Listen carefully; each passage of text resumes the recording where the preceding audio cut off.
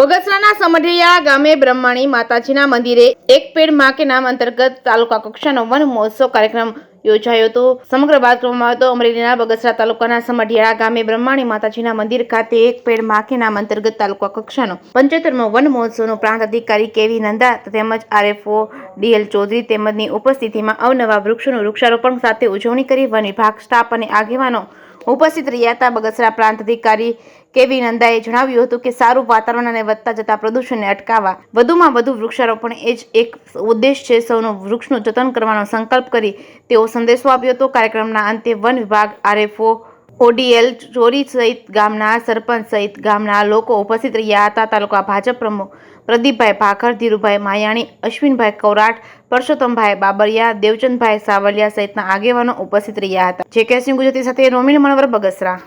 અમરેલી જિલ્લાના બગસરા તાલુકાના સમઢિયાળા ગામે આજે વન વિભાગ દ્વારા 75મો વન મહોત્સવ ઉજવવામાં આવી રહ્યો છે.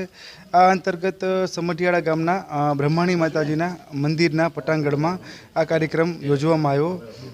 દર વર્ષે આપણે વન મહોત્સવ ઉજવીએ છીએ એ મુજબ આ વર્ષે આપણે અલગ અલગ ગામડામાંથી લોકોને બોલાવી શાળાના બાળકો, ગામના આગેવાનો, વિવિધ અધિકારીઓ, પદાધિકારીઓ તથા ફોરેસ્ટ વિભાગના તમામ કર્મચારી અધિકારીઓ હાજરી અને ખૂબ જ ઉત્સાહસભર રીતે આ કાર્યક્રમ છે એ અહીં ઉજવેલો છે. આ દિવસ સંદર્ભે તમામ નગરજનો, ગ્રામજનો અને નાગરિકોને મારી ખાસ વિનંતી છે કે જો આપણે આપણી પૃથ્વીને બચાવી હશે તો આપણે ગ્રીન કવર એટલે કે વૃક્ષો વાવવા પડશે.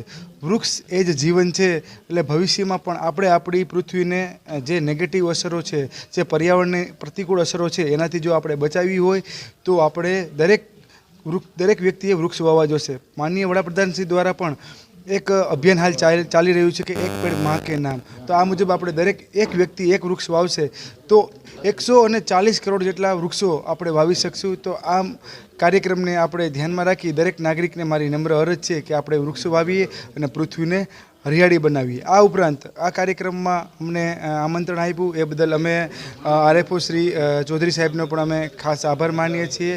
આ ઉપરાંત વન વિભાગનો પણ અમે ખાસ આભારી છીએ. જય હિન્દ. આજે આપણે સૌ 75મા તાલુકા વન મહોત્સવ અંતર્ગત અહીંયા બગસરા તાલુકાના સમઢિયાળ ગામે બ્રહ્માણી માતાજીના મંદિરે તમામ લોકો એકઠા થઈને ઉત્સાહપૂર્વક વન મહોત્સવની ઉજવણી કરી. તે અનુસંધાને માન્ય પ્રાંત અધિકારી શ્રી પણ અહીંયા હાજર રહેલ, માન્ય ટીડીઓ શ્રી પણ હાજર રહેલ તથા ગામના બહોળી સંખ્યામાં લોકો અહીંયા ઉપસ્થિત રહી અને આ તાલુકા વન મહોત્સવની ઉજવણી કરી છે. તેમાં લોકોએ જુદી જુદી ટાઈપના રોપોનું વિતરણ કરવામાં આવ્યું છે તથા અહીંયા વૃક્ષ વાવેતર પણ કરવામાં આવ્યું છે અને સરકારશ્રીની જે યોજનાઓ છે, ધારો કે એગ્રો ફોરેસ્ટ્રી છે કે સામાજિક વનીકરણની જે યોજનાઓ છે તેની માહિતી આપવામાં આવી છે અને અહીંયા લોકોએ ઉમળકાભેર અહીંયા હાજર રહી અને વન મહોત્સવની ઉજવણી કરી છે.